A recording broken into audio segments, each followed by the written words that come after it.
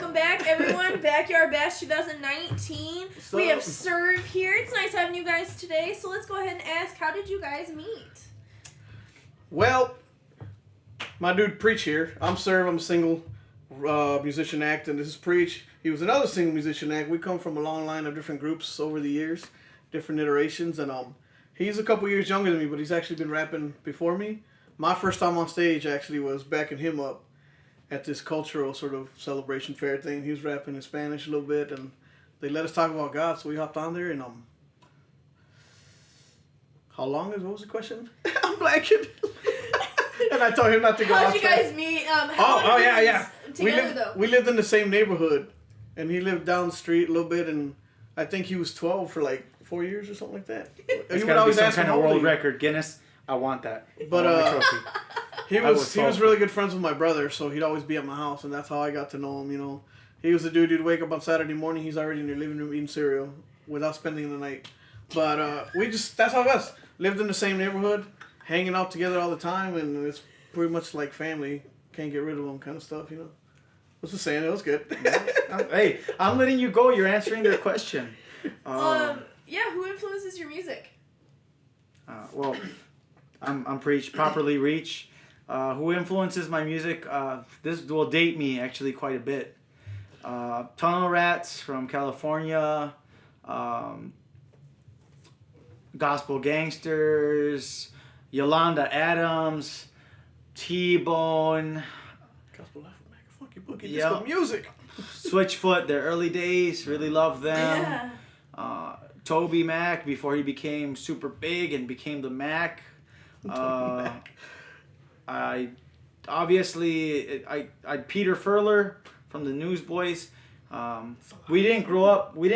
It's I kind of variety. That's good. When I go to the buffet to get buff, I like to put a little bit of everything on my plate, like a pyramid. And so, like, we didn't grow up Christians. We didn't grow up in a Christian home or anything. And so, you know how you give your life to Jesus, and you just are hungry. So any kind of music, really, Stephen Curtis Chapman, anybody that we could listen to at the time we were just soaking it up like SpongeBob. Yeah.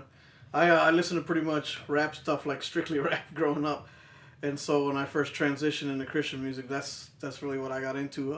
I really liked a lot of the different groups in the Tunnel Rat family. That was a lot lyrically. That was kind of what impressed me, and guys I looked up to, and content wise, based on what their songs are about and full of the gospel kind of stuff, was a lot of the guys from Cross Movement.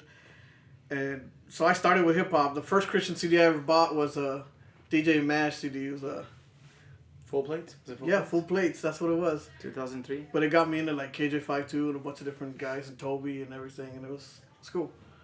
Back in the days. Real fun fact. Shout out to KJ. Remember we opened for you at Extreme? Yeah, I do. I remember that. So.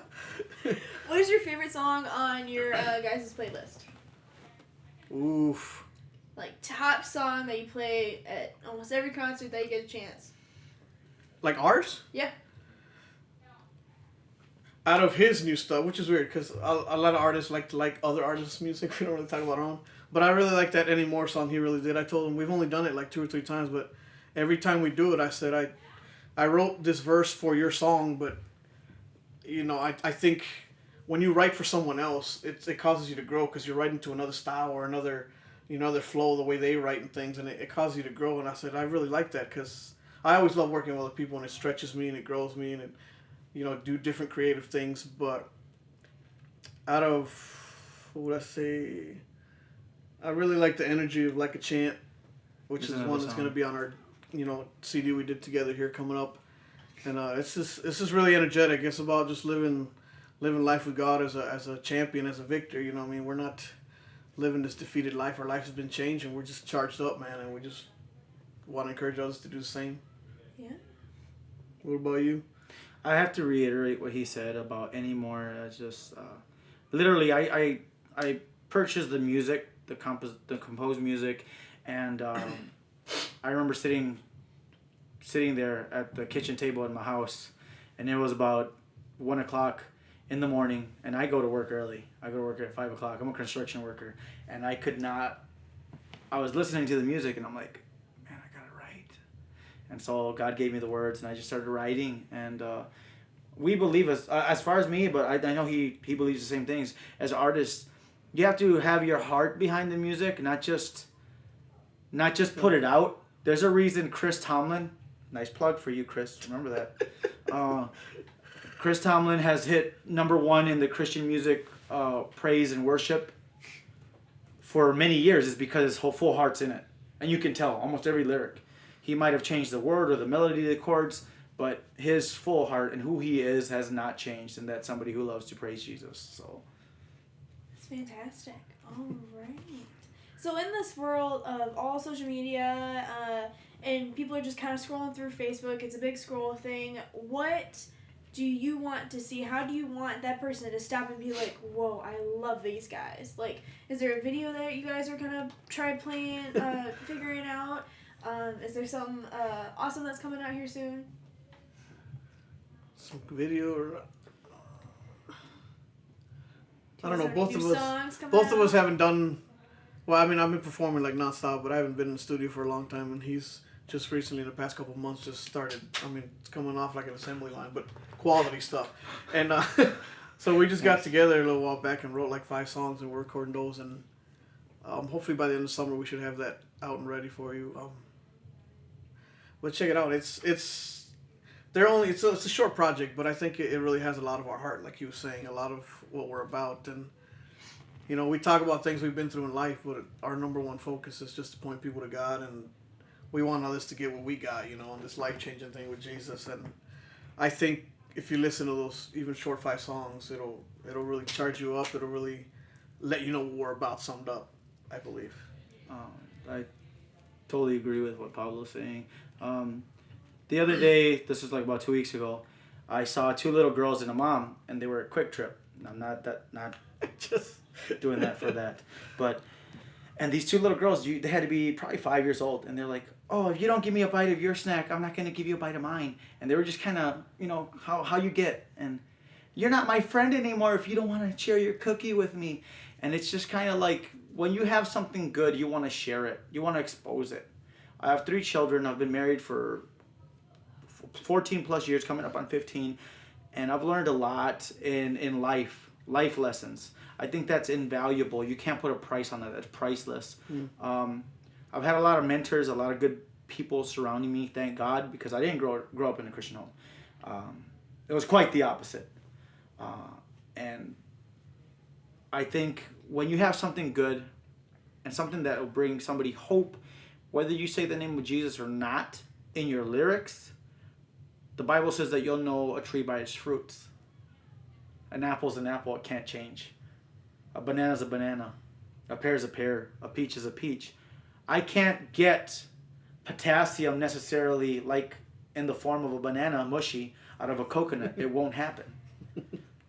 And so when you have something, I think it's really, really vital, especially nowadays, like you said, social media. What else do we got coming out? Eventually we'll get videos and stuff out there, but I believe the heart of the music and the heart of the person, the individual, will speak louder than any kind of word. Yeah. They might not remember a single word on an album that we put out, but they'll remember how it made them feel. They'll remember if it was genuine, if the handshake was genuine, if the hug was real, if the, hey, thanks for listening to the music was real. They'll remember those things. I was in 4th grade, and Mrs. Summers was my math teacher. I wasn't smart. Let's just put it that way. It took me a long time. I don't know whether it'd be dyslexia, because I never actually got it medically searched. But she was the only person at that time that told me that I was smart, when everything else, all the facts pointed to the opposite. And that changed my world. She took the time to teach me, actually, and to show me how to do math. And to this day, she never once said that she believed in Jesus or not. But I'll tell you what, she was the hands of Jesus that day. So. Perfect. All right. So last thing, do you guys have any concerts coming up? I know you said you kind of have a lot of stuff coming up. Mm-hmm. And what's the last thing you kind of want to say to everybody? Like a little sermon. To answer your first half of that. Yeah, first, half of that question. Yeah.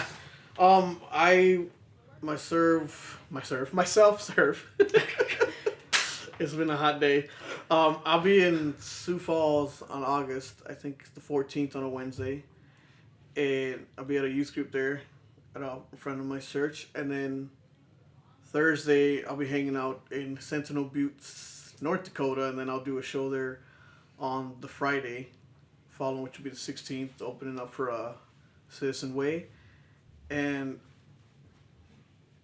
one last thought to leave people, man, it's, if you ever been considering this Jesus thing, I'm not going to give you a whole sermon here. We don't have a ton of time, but like, if you ever just even been considering it, or you've been kind of pondering it every once in a while, like, give it a shot. You know what I mean? I guarantee you, from my personal experience and anybody else who's still in it, that got into it, it's going to change your life, and you won't regret it. You know what I mean? Some people are like, what if I get into it and it's wrong? What? You know, you're going to be in the same boat you were before anyways. But I guarantee you, it's going to be it's going to be the best decision you ever made in your life. And seriously, if you've been considering it, go check it out. Yeah. Go hit up a church. Come find us on on Facebook and stuff like that. I got things on Instagram, YouTube, Twitter, whatever it is. Just type in "I Came to Serve" and you'll find me. YouTube, anywhere on media. And if you want to talk more, email, hit me up, whatever. I'll be glad to talk to you about it.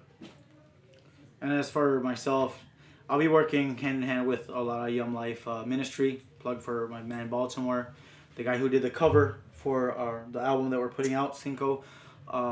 And I will be doing future stuff. It'll be pending, but I will definitely be working alongside with another good friend of mine, Caboose, putting out a whole bunch of music. And you'll find me. I'll put some stuff out on there, whether it be Spotify or whatever I got to do it in the near future. This fall it'll happen. But yeah, definitely, if you got questions about life, don't be ever afraid to ask a pastor or someone, a counselor, or whoever you feel the need to. And just know that whether we ever see you or meet you, or the viewers, that we'll be praying for you. Yep. And that's the heart of it. The heart of it is we want to use our talents, that our God-given talents, to reach people and for them to experience life in a better way, that how we found it through God. So that's right. Well, thank you guys. I appreciate it. It was awesome having you, and hopefully have you again in 2020. Thank you, Faith. Thanks. Yeah.